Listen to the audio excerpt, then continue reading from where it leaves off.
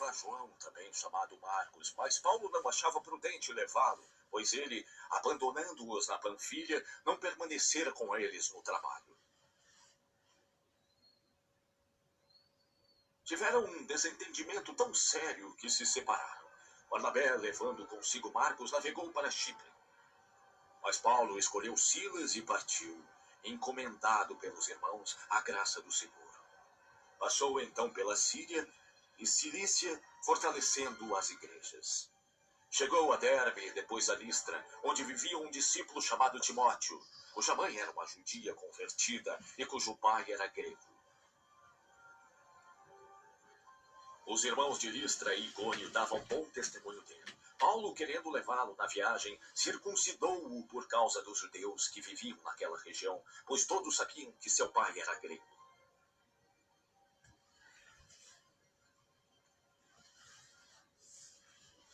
As cidades por onde passavam transmitiam as decisões tomadas pelos apóstolos e presbíteros em Jerusalém para que o povo as obedecesse. Assim as igrejas eram fortalecidas na fé e cresciam em número cada dia.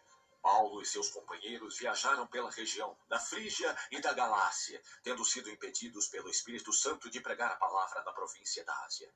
Quando chegaram à fronteira da Mísia, tentaram entrar na Bitínia, mas o Espírito de Jesus os impediu. Então contornaram a Mísia e desceram a Troade.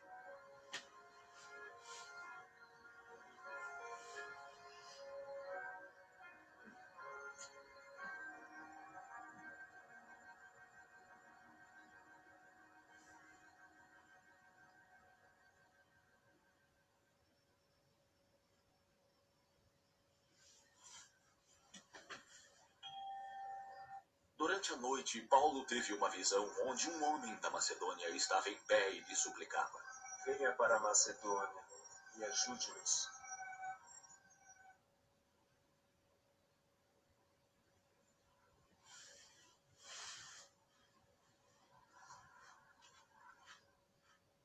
Depois dessa visão, preparamo-nos para partir para a Macedônia, concluindo que Deus nos tinha chamado para pregar o Evangelho. Partindo de Troade, navegamos diretamente para Samotrácia e no dia seguinte para Neápolis. Dali partimos para Filipos, na Macedônia, que é a colônia romana e principal cidade do distrito. Ali ficamos vários dias. No sábado, saímos da cidade e fomos para a beira do rio, onde esperávamos encontrar um lugar de oração. Sentamos e começamos a conversar com as mulheres que estavam ali. Uma das que ouviam era uma mulher chamada Lídia, vendedora de tecido de púrpura da cidade de Tiatira, e que era temente a Deus. O Senhor abriu seu coração para atender à mensagem de Paulo. Tendo sido batizada, bem como os membros de sua família, ela nos convidou à sua casa. Se os senhores me consideram uma crente no Senhor, ela disse: fiquem em minha casa.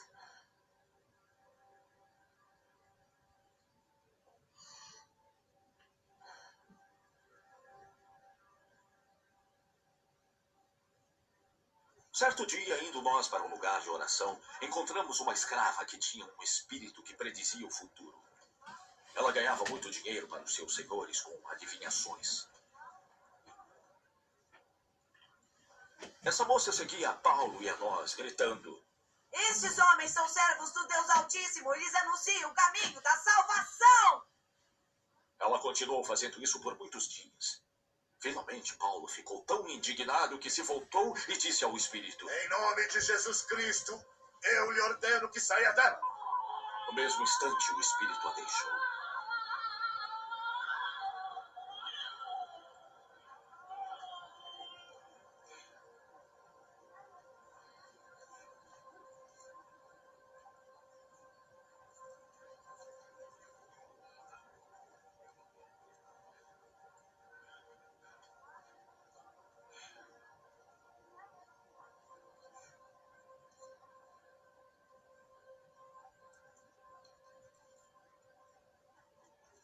Quando os donos da escrava perceberam que a sua esperança de lucro tinha se acabado, eles agarraram Paulo e Silas e os arrastaram para a praça principal diante das autoridades.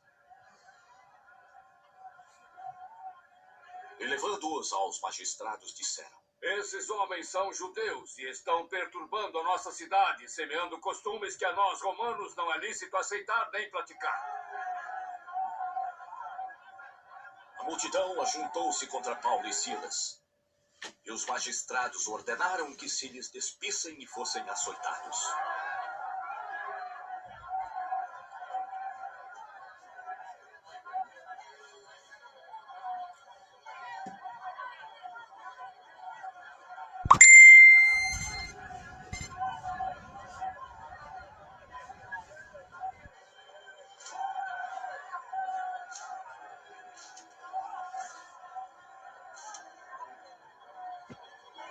Depois de serem severamente açoitados, foram lançados na prisão.